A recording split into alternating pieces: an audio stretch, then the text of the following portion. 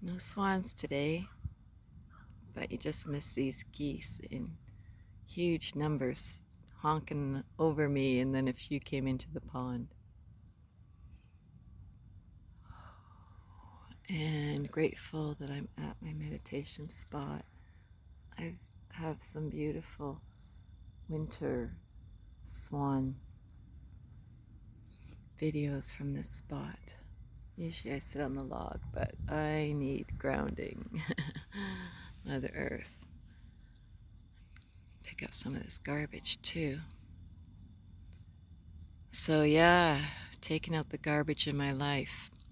So now I feel like I got moved into a place on false pretenses, not knowing that she didn't have insurance. So all the times there was fire hazards that I felt were dangerous, were actually super dangerous. So I just find out from the new caseworker, support worker, I should say, in town here. Like, you guys have no idea the crazy journey I've been on this summer. It has sort of been like an adventure, but exhausting, dealing with this woman who's an alcoholic. And I mean, okay, I'm just going to give you the example. I'm recording it for myself too to remember what she said, because let me back up. So her name's Carol. My mom's name is Carol.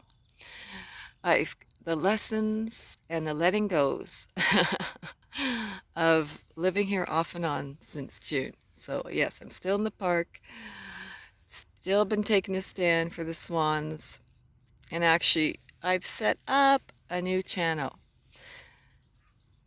Trumpeter Swans in Ontario. So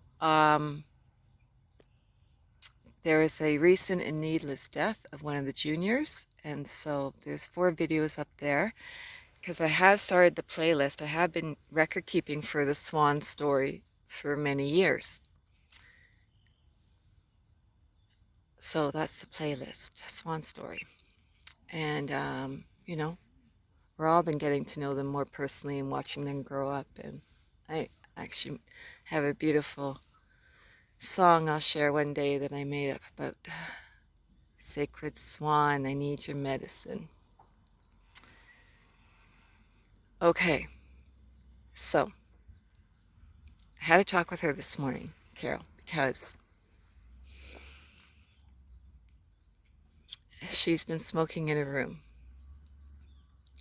Now that I know there's no insurance on the place,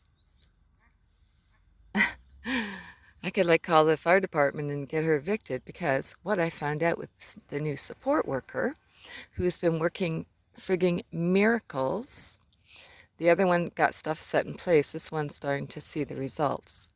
And you're going to hear that woven into the story. So she worked out, because Carol has a wood stove. So what I didn't know was this wood stove has to be capped so she can get insurance. So she has no insurance. So the property wants to evict her. Oh, well, isn't she lucky that I'm here? So they're working twice as hard to make this livable. So it hadn't been lived in, I don't know, conflicting stories. I heard November last year. I heard it a year. Neighbor said 2 years. So there was clutter. Oh, I think I do have first video somewhere, and I should show the transformation. So they had, this was all for free through Hoarders, some association. So they cleaned out, took away all her garbage, and then cleaned from top to bottom. And it was years of cigarette, just smoke dripping. Oh my God, it's so disgusting. So the other day, I come walking out of my bedroom and I'm hit by a blast of smoke. So she's smoking in her bedroom. Okay. She's an alcoholic. When she was getting stuff out, I actually helped her with the garage sale. She's trying to say she's considerate today to me. Oh my God. It just makes you want to laugh. It's a divine comedy and a divine tragedy. So, like, not only is it so foul, right? So there's no consideration. I said I wouldn't move in there if she would, like, unless she smoked on the porch. Plus, and so what I was saying to her today, okay, this is how I started, right? I said, Carol, I think you're a smart woman. Perhaps sometimes you have foggy thinking. I should have recorded. I've recorded other talks with her. This one would have been a classic, but that's why I'm recording it, playing back now. It's still fresh in my memory. And I'm like processing, decharging from it. I said, I want to talk to you about you smoking in your bedroom the other night. She's like, yeah, what about it? I said, can you give me, or do you know why I'm asking you to refrain from doing that? She's like, no, why? I said, well, I can think of 3 reasons. I'd like you to offer one. I don't know. Why? And then I just, like, I'm not going to waste my energy playing fucking games with her because I've seen that and stopped that. Man, boundaries, so strong. She's a stranger, so I can fucking stand up for myself. And I see how many times I haven't stuck up for myself. And yeah, like, this is a real dangerous situation here. And she does not see the brevity of it. Okay, so I'm saying it's dangerous. You don't have insurance. I could call the fire department and get you evicted right now, but I won't. I said it's also a slap in the face to, you know, what is this, taxpayers' dollars? I don't know. This is where taxpayers' dollars have been going to this woman. Oh my God. And I haven't even lived here half the time. That's a slap in the face. They just cleaned and now you're smoking. Um, I said, I'm not, out of the goodness of my heart, I was going to leave in September. But I thought, okay, well, I could help her with my rent so she could get some heat in that place because there's no fireplace now. She has to get propane. That's going to be like a huge sum of money right off the bat. But you know what?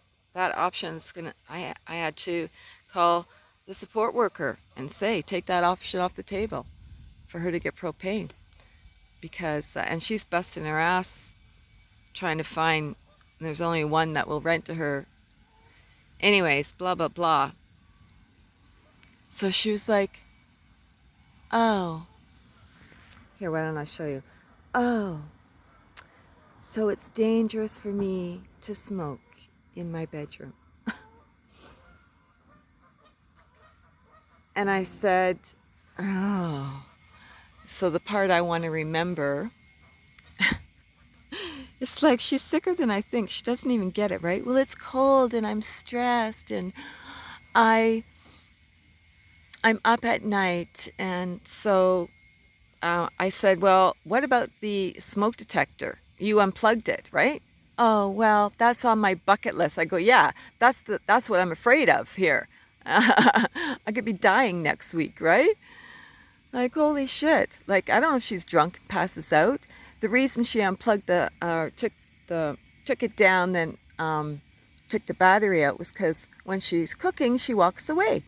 So thank God it's up because it starts, like, boiling down. And so she just stops it and then walks away again. So it does it again. Like, I'm in like constant survival mode here. Like, it's crazy making. I had a death wish. I don't. She unconsciously does. Like, oh my God. I'm serious.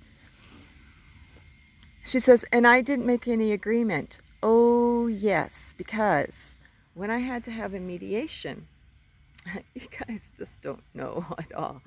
My inner circle does. The Patreons, no, that's who I've only had the energy to tell because I'm spinning. So the question she says to me is, well, why are you moving so much? I said, that's none of your concern. And she said, are you running from something? And I said, yeah, danger. And here it is. And it has been, you know, living here for 2.5, 3 years. There was safety, but this time, but there's been blessing in disguises, and yeah, this is a leap because my support worker, um, the one that we had together, like it's just been change, change, change, right? So there was a girl from I got into well, so from May until she just left, beginning of September or August or something. So these were her parting words.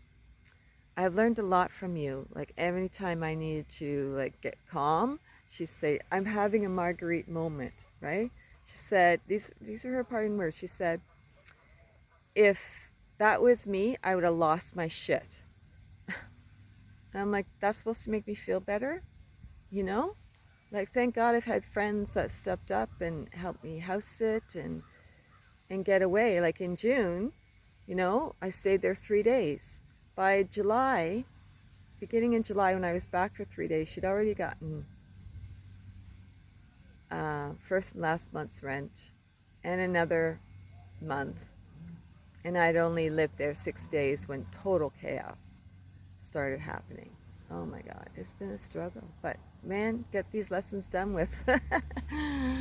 Get them all over with now. So, yeah, running from danger. But the blessing in disguise is friends have come back into my life. And the husband has retrained to be a psychotherapist, so he's taken me on pro bono. And when I told him what that other support worker said, he's like, she needs to go back to school. But anyways, that's and then his wife is selling me her car, so now I don't have to be limited to Guelph, because if you are checking online, it is ridiculous, the prices. Like the system is not working.